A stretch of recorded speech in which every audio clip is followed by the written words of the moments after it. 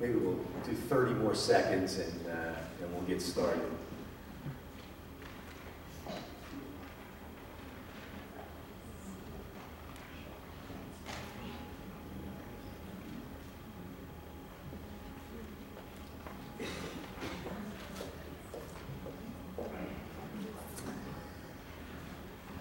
Buonasera, benvenuto a tutti voi. Mi chiamo Lorenzo Giuseppe Mussolini II. Mio padre è primo e secondo.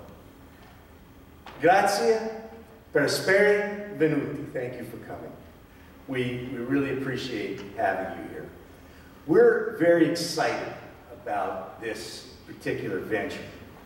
You know, ladies and gentlemen, this is less about globalization and the U.S. need to compete with China and India and the Asian world as it is to do, and it has more to do with the nimble minds of young children. Research is increasingly showing that the brains of people who know 2 languages are more nimble, better, if you will, than the brains of people who know 1 language. Multilingual people are better at reasoning, at multitasking, at grasping and recalling conflicting ideas. The brains work faster and expend less energy.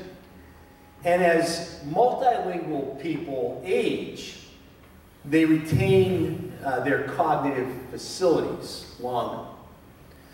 So to me and to the board here in Downingtown, to us, this language program is just more than, oh, we have to meet the demands of society. It really is about the growth of young people. And one thing we do know is that you can't start language acquisition early enough. Matter of fact, if you want the perfect time to start it, it's at birth. We kind of missed that, at least we did up here. But you know, what the research says is by the time a child is 5 or 6, it's still much better than getting a child at 15 and 16 to learn the language. It's still way better. Maybe it's maybe that optimal time is birth to 2 or 3, but we're still in a period of growth. So we're really excited about this program.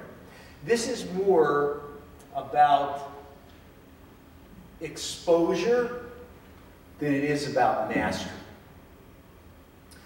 So when you look at it and you say, well, gee, Dr. Mussolini, you're going to offer the program and my students, or my child is going to take it once every 6 days at school. Now, what's that going to do?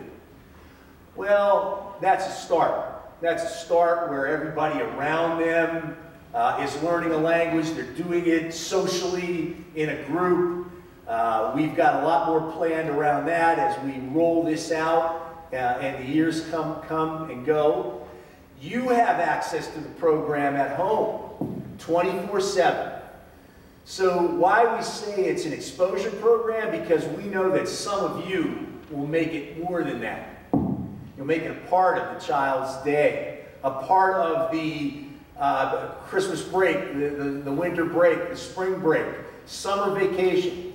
You have this program for 12 months out of the year.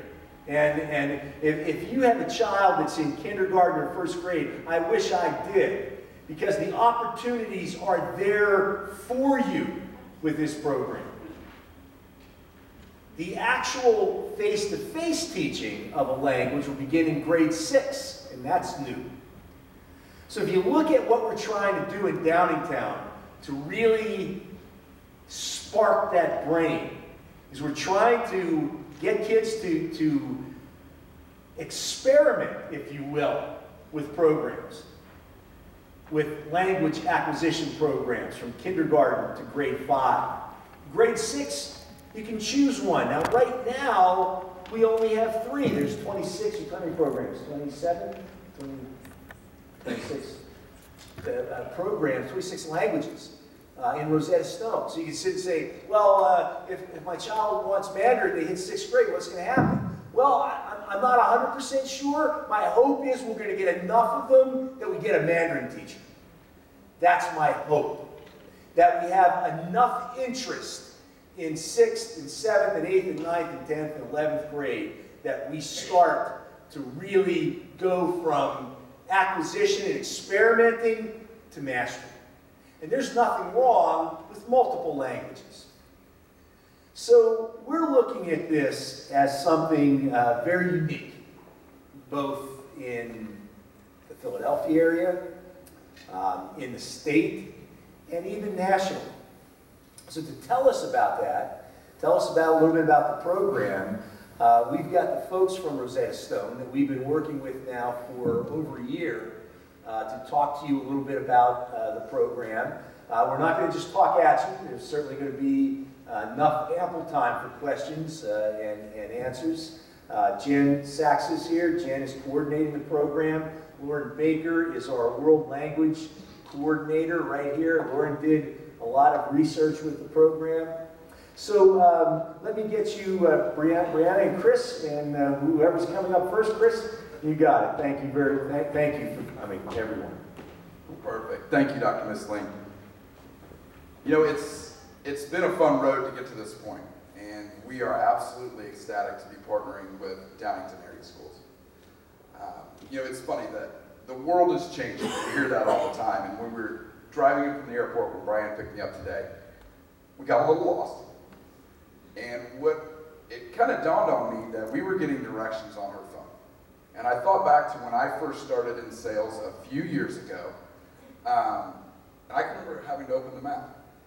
And I thought, wow, how times have changed. How much easier life is because of that technology. So I started thinking about my son who's 4 and the skills that he's going to need as the world changes and he graduates into that world. There's skills and jobs that we haven't even thought of that when he graduates, when he's 18, are going to be available to him. And STEM skills will always be important. But the world that kids are going into today, they need more than just that. They need the ability to utilize technology, collaborate in groups, and speak a second language. And that's because the world is one world now. It's not, you know, if you think back to why so many Europeans or other countries speak multiple languages, think about their proximity. It was a necessity, right? If they wanted to do business or travel, they had to be able to speak another language. Technology has done that to the world. So the best way to get kids ahead and position them for the best life that they can have after leaving Downington area schools is to give them those skill sets. Because if they go to college, the military, or straight into the working world, if they can speak a second language, they get to go to the front of the line. So I want to thank and congratulate Dr. Missling, Jennifer, the whole administrative staff, the parents, the community, the students.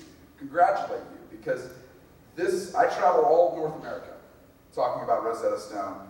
This school district is on the cutting edge by allowing and giving access to students at such a young age to learn and start the foundational learning of a second language. So you all should be proud. Great leadership, and again, congratulations, and I'll hand it over to Miss Brianne, who will give you some more details on the hows and the whys.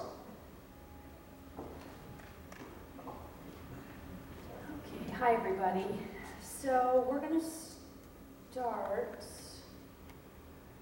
I think this is you, Jen, yes.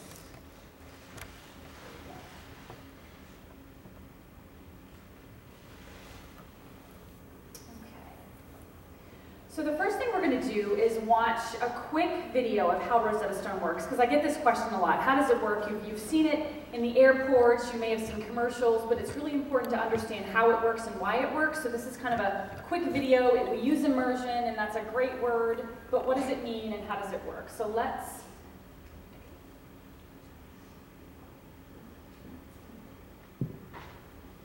get that.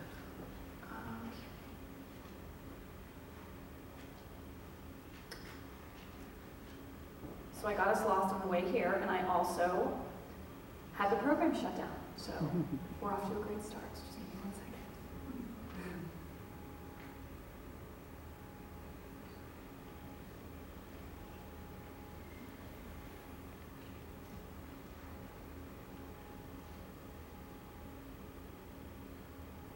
Here's all the languages we have. Here's all the levels.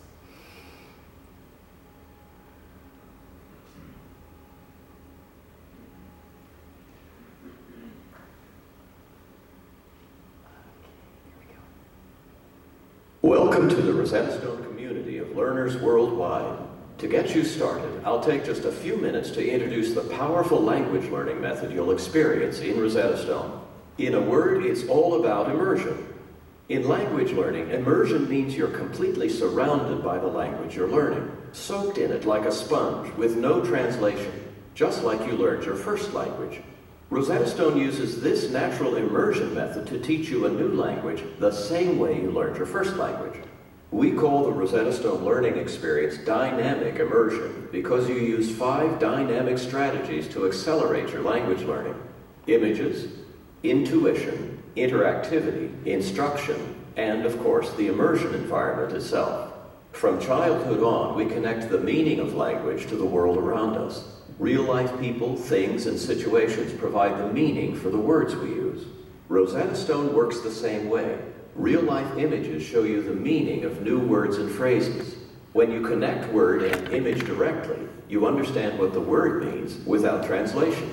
You're already an expert in figuring out the meaning of new language without translations. You've been doing it intuitively all your life. In Rosetta Stone, you hear new language and see a pattern of images, and you suddenly realize you understand the meaning of the new language from what you see and what you already know. That's your intuition at work. Throughout Rosetta Stone, you constantly interact with the program to confirm your intuition. If you're right, you proceed. If not, you get another chance. Either way, you learn and you remember. You know from experience that the best instruction starts simply and builds systematically to the more complex. In Rosetta Stone, you learn step by step, from beginning to end, for the most effective and enjoyable language instruction available. Innovative puzzles and challenges help you think in the new language, and you'll steadily improve your speaking skills by matching your speech to the voices of native speakers. Here's the really important part. In Rosetta Stone, it's the immersion environment, the use of native speakers, written texts, real-life images, and the absence of translation that makes it all work. No other approach combines the power of technology and award-winning instructional design with your own natural language learning skills to give you the success you're looking for. In Rosetta Stone, you'll face challenges and sometimes may feel stuck. No question, it's part of the language learning process. But with dynamic immersion, you'll continually experience breakthroughs. Keep following Rosetta Stone step by step, and you'll master the language you're learning through your own process of creative discovery. With dynamic immersion, you will succeed.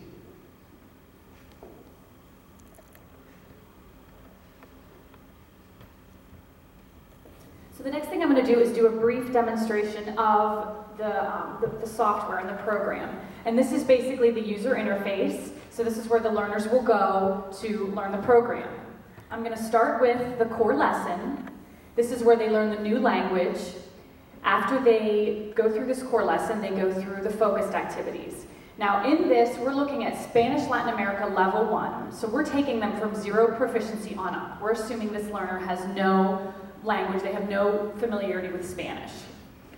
The core lesson teaches them the new language. Once they complete that, they go to the focused activities. The focused activities focus on specific skills, but build long-term retention in the language that they learned in that core lesson. So pronunciation, vocabulary, grammar.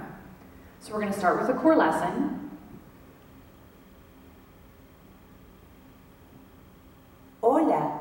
Hola. Hola. Hola. So with Rosetta Stone, from the very beginning, we're hearing the language, we're seeing the language, and we're speaking the language. But from screen one, we're getting the students to speak. They're very active, they're very engaged in the program, and throughout the whole program, they're really focusing on all 4 modes of learning. Now, in the kindergarten, first, and second grades, we do have a special curricula for those, and I'll get to those in a moment. But again, they're very active and they're very engaged, and we have them speaking from the very beginning. Now, once they finish this first screen, they move to the next screen. It will automatically move forward. But since I am gabbing through them, I have that feature turned off. Una niña, un niño, una niña. So on this screen, we see a picture of a little girl and a picture of a little boy. The image carries the meaning of the language, as was explained in the video, and they have to make a choice.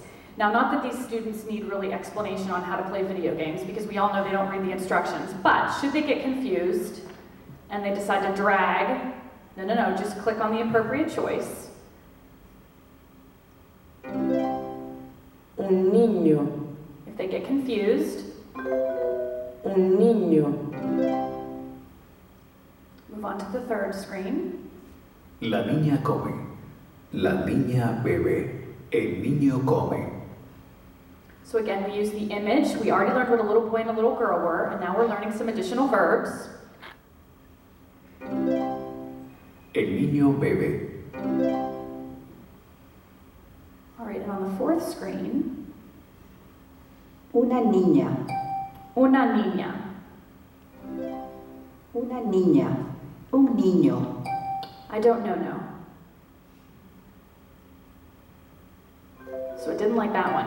Now, if they get to a screen where they struggle Un speaking, niño, un niño, they can actually go to our speech analysis tool, and this is on all the screens. They can listen to the native speaker by hitting this top one, and they can listen to themselves by hitting the bottom one. So what we found with students that use Rosetta Stone, because they always have it in their ear and they're always listening to it, they do very well pronouncing very close to the native speaker, because they're always getting a lot of practice speaking and they're hearing it all the time. So once they do that, they still have to go back into the un activity. niño, Un niño. un niño. And the program builds on from there. Now, they're not always parroting the language with Rosetta Stone. There's some activities where they actually have to produce the language. And I don't know about the way that you all learned language, but I knew how to read it, I knew how to write it, but I really never could speak it. It's because I wasn't forced to speak it. And I think we do a really good job at starting to get them to get the language out. So, again, it builds on itself, and then they get to the very last screen. We started with hola. Adiós. Adiós, Adios. Adios. adiós. Didn't like that one. And then this is my score. Now this score will then be recorded in Rosetta Stone Manager, and we're going to show you how you can actually look at your students' progress and see how they're doing. But no matter what they do, you're going to see that's clearly not very good, and I need to go back and redo that activity.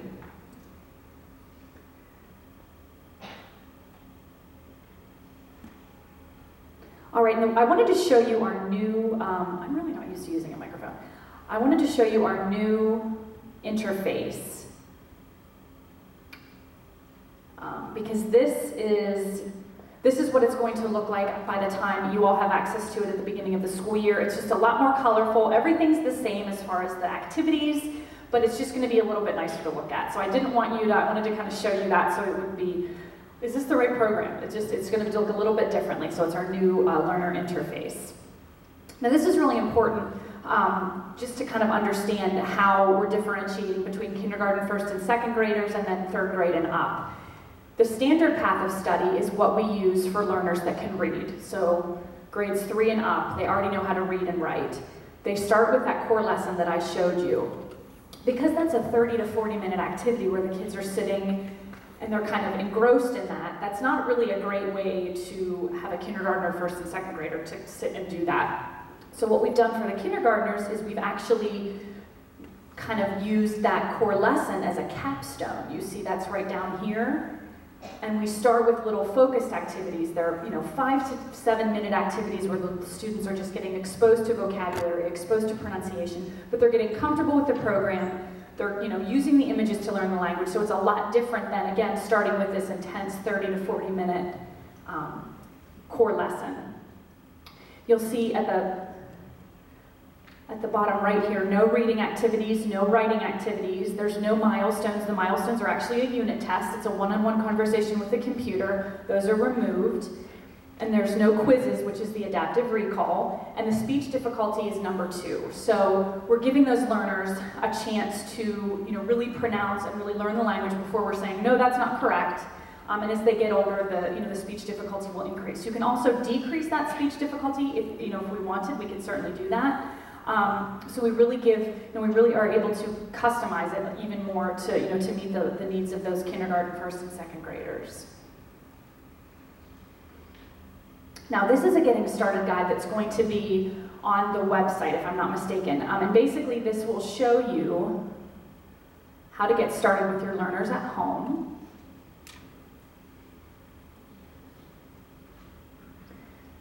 So if we scroll down here, in this section, there'll be a place where the person you can contact if you need help. The URL or the website will be over there on the right. Your student's username and password will be there as well. So all this will be there. You'll be able to kind of keep this and keep track of all that information. And then as you scroll down, it walks you through getting started. So you put their username here, password here, sign in. Shows you how to get your the system checked.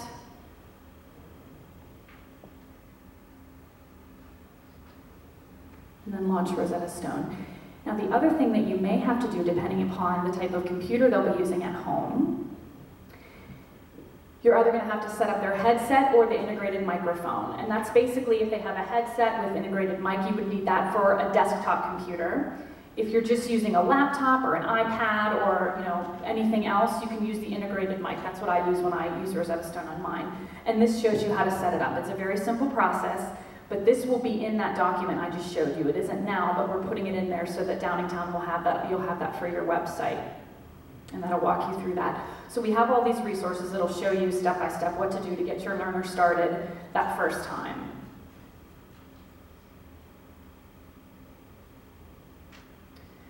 So tracking your learner's progress. This is one of my favorite things. Having access to my son's grades and his performance. I don't know about you guys, but I enjoy it. Okay, so you will be able to actually track your learner's progress, and the way that you're going to do that, we will also have instructions on how to do that, but when your student logs in, instead of clicking Launch Rosetta Stone, you'll go to My Reports, and that will show you this learner report.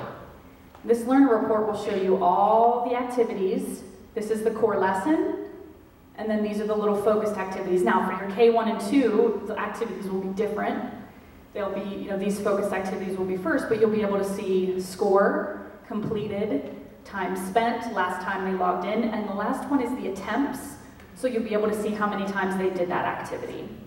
And then up at the top, their overall score and their progress.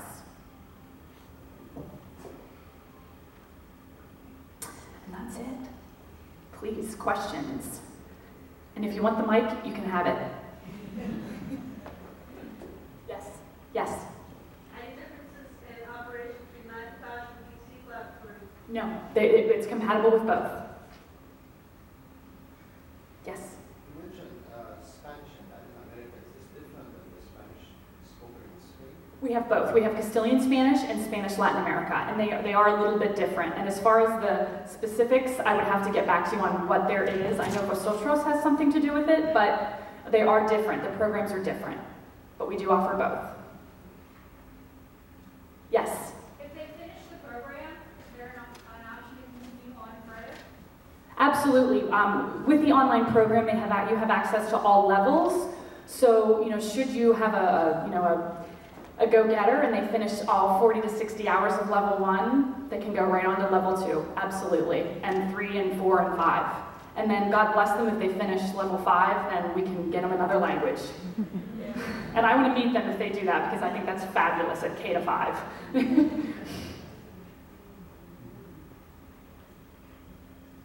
Yes?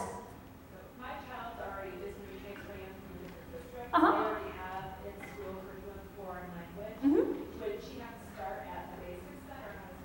Well, there's two ways to answer that. The first is, we always say it's not a bad idea to start at the beginning because Rosetta Stone moves very, very quickly. I only did 4 screens, but you're gonna have access to a trial, so you'll really be able to see what you think. So we really recommend to start at the beginning, but if you feel like your learner can move up a little bit, we can help you place them where you think, where they would be.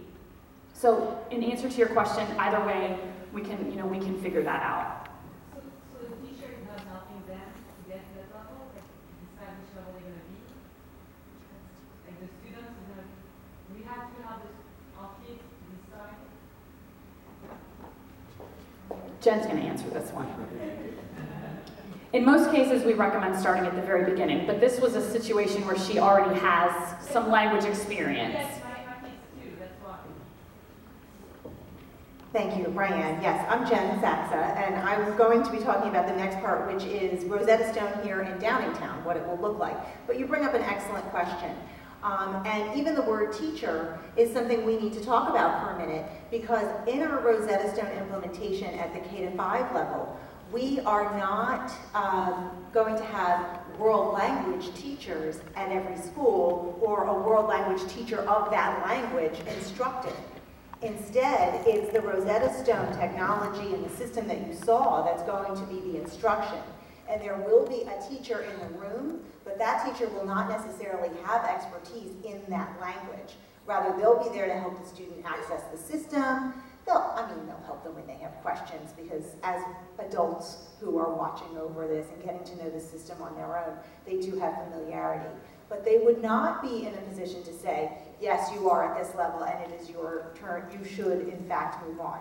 Now, if you did not feel comfortable making a decision like that, like you're saying your child already has some experience in a language and you're not sure what level, we do have, as you know, maybe, excellent world language teachers in the district, and if we did need some help helping you make that decision, we could certainly get some resources for that.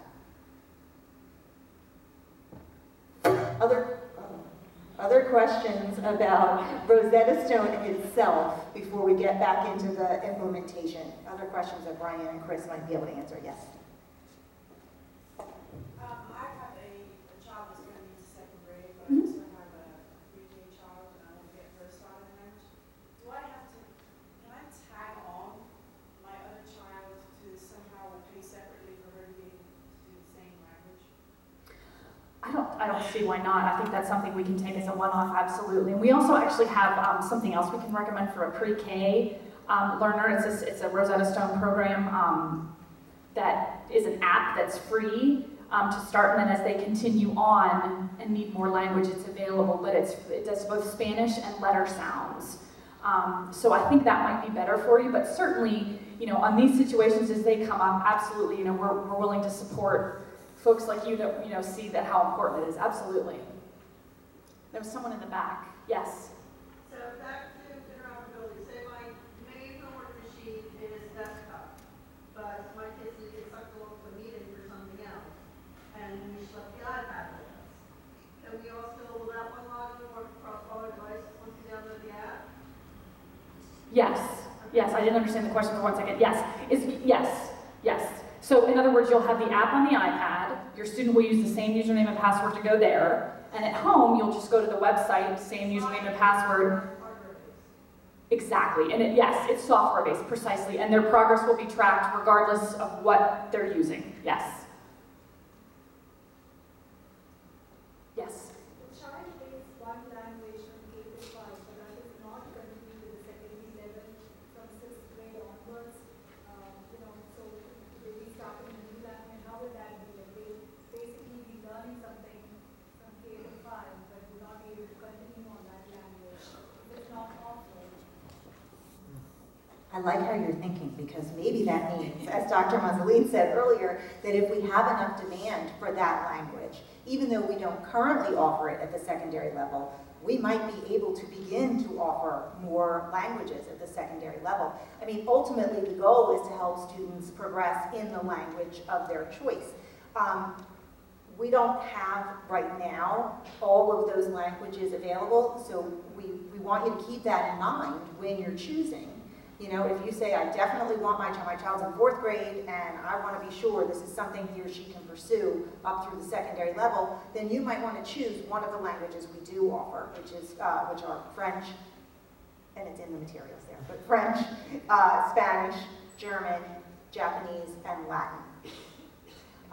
And if not, if you have a kindergartner or a 1st grader and you say, well, you know, even if they get 5 years of one language here, then they can't pursue it in Downingtown, but I still want him or her to give it a shot for those 5 years, that's up to you as well. But we definitely, you know, our goal is what I'm hearing here, which is to expand if possible. Follow along the same lines, is it better to specialize early or to take one language, even though you have to start from scratch each year, to get exposure from different languages each year? Any thoughts on that? That's an excellent question. Do you guys have thoughts, or? Can you ask it again? So, is it better to specialize and just take the same curricula in multiple years, or at this early stage to diversify, take French this year, Spanish next year, then German, or? If you do it that way, you're doing more of an exploratory. The students aren't necessarily going to get to an appreciable of proficiency. So I think it just depends on what your goal or your learner's goal is. I mean, if you think, yes, I want my student to have, they already speak English, I want them to be able to speak 2 additional, I think we need to focus on, you need to focus those years. But if you're looking for exploratory, then doing something differently, each year is a great idea. It just depends on kind of what your goal for your child is. And there was a question over here. Yes, if I have a child that starts in kindergarten and learns one of the languages that are offered at secondary level, what happens at secondary level? Do they have to go back and learn level 1, German, Spanish, French, or Well, are they going to be tested at a higher level? Are you going to offer the language at the level the students are going to be able to speak it?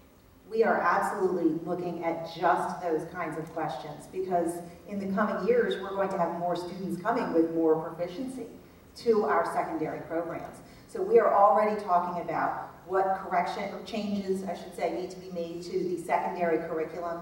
How will we allow students to enter into the different levels at secondary? I mean, absolutely, we wouldn't want someone to need to start from scratch again if he or she is already somewhat proficient in a language. So those are exactly the kinds of things that our world language department and our curriculum departments are working on. For the core languages, we'll have a 3rd grader, so it's 1 year for Rosetta, but my daughter's going to the new 6th grade center. Will they have access to Rosetta as well, or is it really teacher-based?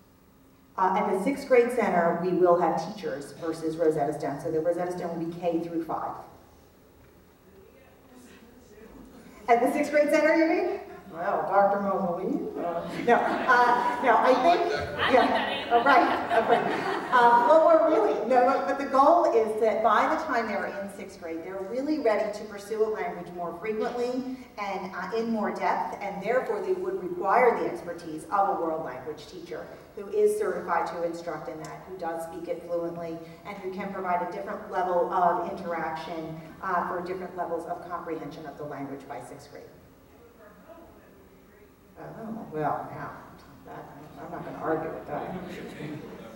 Right. It is, and I mean, not to rub it in for 6th grade, but it is one of the advantages of K to 5 is you have access to this program, as Dr. Mosley said, 24/7, and that means if your child got through half of the lesson last Thursday and you want to go back to the beginning of that lesson and relearn it with him or her, you can choose, as you saw Brian do, restart or start where I left off, and you can go through the lesson together. So it could be a family adventure, learning a new language. I have my son's going to be 3rd grade next year, so say he wants to just start with Spanish. My daughter is going to the 6th grade center next year, so say she chooses that she wants to take French. Is there going to be any type of discount or other program so that we could get something for the home, especially if it's a different language? And I think that sounds like a good thing for us to work out with Rosetta Stone to see how can we sort of benefit from the fact that we have this K to 5 curriculum that we're putting in place here, and how can that be a benefit to families who might want to add on to that. Absolutely. So we can find out more information for you, get you more details about that. Yes? By email, who should we direct questions to that we may not have thought of tonight? I have my email at the end of the PowerPoint. And then if you do think of any tonight that we're not getting to, there are also index cards for us old school folks, you know. If you want to write something on an index card and leave it, you can do that, and we'll send the answers to those around. We have included in the packet a frequently asked questions document, which we will continue to update, and then we'll send out an email blast when we have another round of that based on the questions that we get. Yes, ma'am. So you mentioned the iPad and the desktop. My mom was giving her old Kindle Fire. Is that an option too from that? Not yet, is what I'm hearing.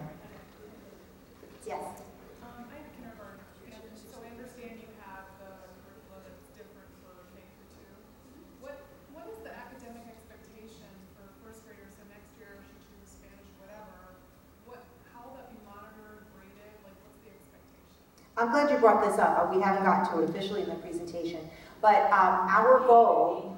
Oh, I'm sorry. Yes, the question was what progress are students expected to make, and what is the reporting of that progress, and what are the academic expectations for students. Specifically, it was about kindergarten, but I think it probably is good to answer for all the grades. And number one, it is a language exploration program. We are not expecting students to walk away as masters of a language at the end of a school year. The program does, though, require that students pass each lesson with 85% proficient. So they can keep trying it over and over again with different supports. As you saw, we could click this button to see how you can make your speech compare better with it. You can repeat parts. We'll have access to the facilitators who are there to help. And the goal is for them to get 85% to move forward to the next lesson. We are not going to be grading students. They don't have to worry about a Rosetta Stone grade. What we do hope is that you'll be taking advantage of the report offering that we saw just a little brief demonstration of here today, that at any time you can go in and see, all right, how is my child doing on Rosetta Stone? If you don't have access to the internet, if you have trouble with that, we'll have a contact person for you who can help you find out that information, how your child's doing. But there will not be a report card grade, and there will not be anyone not moving to the next grade or anything like that based on it. Yes, sir. Just to confirm, the 85% then just strictly Rosetta Stone diet to move on to the next level. It's where it is. To be honest, It's not a school district. I mean, personally, I probably would have recommended 85% too, so it works out. But yes, that's how it's set up right now. And then I also want to mention, in case you have a child who maybe has learning differences, we do have ways to change the settings to do different requirements, or to lower or increase the level of difficulty, so that students of all readiness levels can use Rosetta Stone. If a child has really very little language, even in their first language, we have some students who are autistic or have other learning differences, we can also make English available to them. And so it's a great way to support their acquisition of this as a first language, as well as other students who are ready to learn a second language. Yes?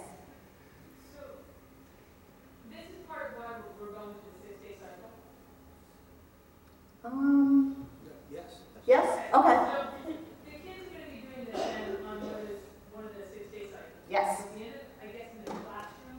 Depends on the building. And they'll be with the classroom teacher? They'll be with an encore teacher. So an encore teacher is either a library teacher, a physical education teacher, a music teacher, or an art teacher at the elementary level. And this will be one of the periods of the day that they spend. So that I may teach phys ed for 5 periods of the day, and then I facilitate Rosetta Stone on that afternoon, the 6th period.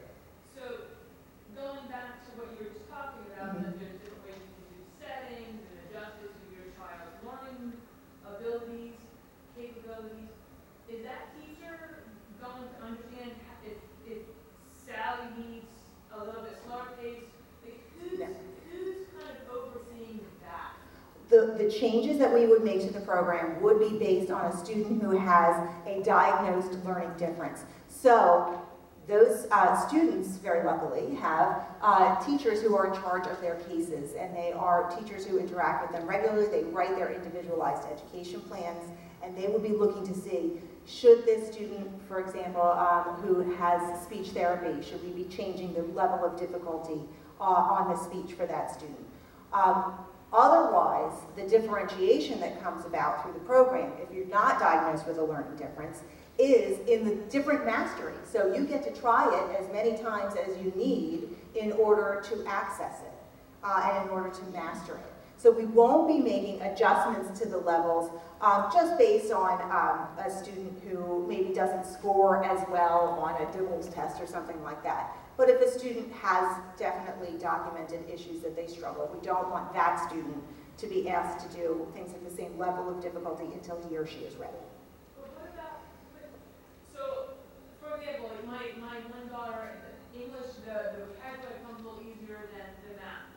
So if she's in and she's taking her language, maybe she's struggling, who does she go to if it's that encore teacher, but the encore teacher doesn't have the skill set to adjust the program to her learning needs? Who does the student go to? If we're finding that a student is really having a challenge with mastery, then we're going to have a designee, either in the building or it would be me, where we would say, look, we're really having a challenge here. We need someone to take a look at this. But you're right, it would not be that encore teacher, other than to say, I'm noticing this child having issues and he or she is really struggling and, can't get past these certain screens, and we want to be able to address that. Is the encore teacher reviewing their work? No, the encore teacher is there to help make sure that they are able to access it, to help them stay on task, to help them, when the microphone doesn't work or when they get stumped to say, well, you can press that little button up here and it will say it again for you. Or why don't you try going back to this lesson?